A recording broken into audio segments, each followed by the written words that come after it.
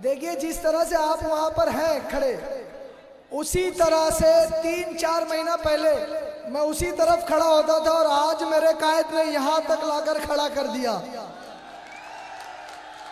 मैं अगर किसी कांग्रेस, आम आदमी पार्टी, समाजवादी पार्टी में होता तो आज दरिया बटोर रहा होता उसी तरफ। लेकिन ये मेरे कायद की नजर है कि मुझे स्टेज पर खड़ा रह के बोलने का मौका दिया और महाराष्ट्र की सरजमीन पर मुझे इलेक्शन लड़ाया और ऐसी सीट से लड़ाया, ऐसी सीट से लड़ाया जो 3 बार के बहुत पावरफुल एमएलए थे, जिन्होंने अभी खबर भेजी है दिल्ली के लिए कि दिल्ली के कैंडिडेट्स को जिताइए।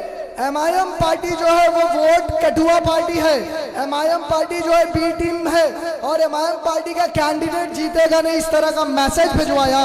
वैसे कैंडिडेट के सामने जो 5,000 करोड़ का मालिक है, जिस दिन मैं फॉर्म भरने जा रहा था नॉमिनेशन करने के लिए, मेरे जेब में 130 रुपए थे, लेकिन मेरे कायद ने पूरा भरोसा करके कहा कि जाओ नॉमिनेशन कर दो, क्योंकि जहां पर ईमानदारी होती है, जहां पर दयानतदारी होती है, वह अल्लाह का साथ होता और मेरे साथ अल्लाह था।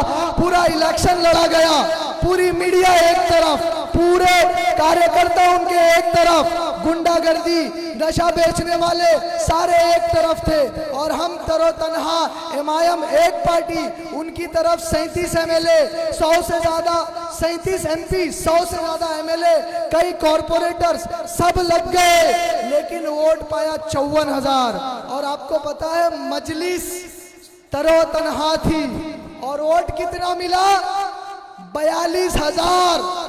और 42,000 लोगों के बाद जब मैं हारने के बाद इलेक्शन, जब गली गली घूमना शुरू किया, रोडों पर लोगों से मुलाकात करना शुरू किया, तकरीबन 10 से 12,000 लोगों ने मुझसे माफी मांगी और कहे कि हम बहक गए थे, हमें लगा मजलिस इतना वोट नहीं ले पाएगी और बीजेपी जीत जाएगी, हमने एक शैतान को चुन लिया।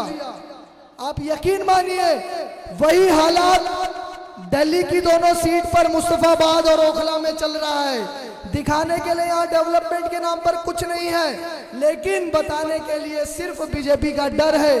तो मैं मुस्तफाबाद की आवाम से बिला झिझक ये कहना चाहता हूँ कि अगर आपने आज किसी हजरत इबलीस के चेले के साथ, किसी हजरत इबलीस के एजेंट के बहकावे में आकर मजलिस को वोट नहीं किया, ताहिर हुसैन साहब को वोट नहीं किया, तो कल आप भी मिलकर इनसे माफी मांगेंगे और कहेंगे कि मुझसे गलती हो गई और मैं अपने लोकल कैंडिडेट को वोट नहीं करा और मैंने दूसरे कैंडिडेट को वोट किया जबकि इतने करीब आ गए। तो मैं चाहता हूं कि ऐसा पछतावा आपको ना हो। आप सब एकत्रित होकर, इकट्ठा होकर ये आज़म कर ले कि हमारा वोट चाहे कोई जीते कोई हारे, सिर्फ मजलिस को जाएगा।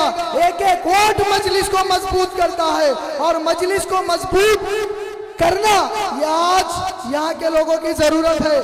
एक बात, अरविंद केजरीवाल कहते हैं कि हमने डेवलपमेंट किया।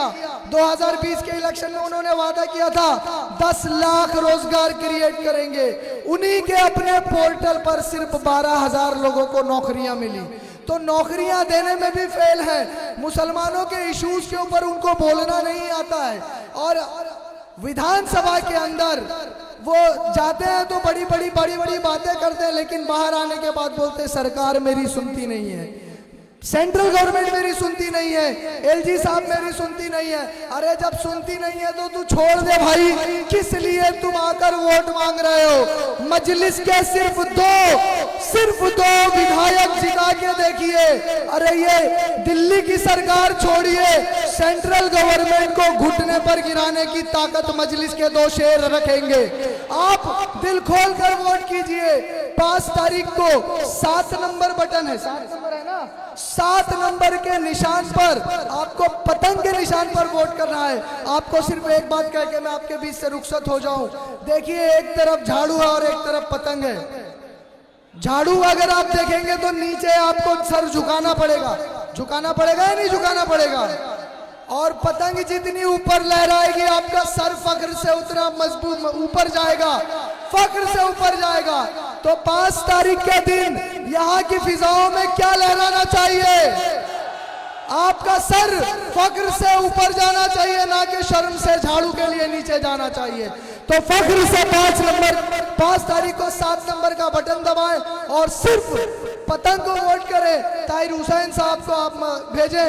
अस्सलाम वालेकुम व रहमतुल्लाहि व बरकातुहू। आइए।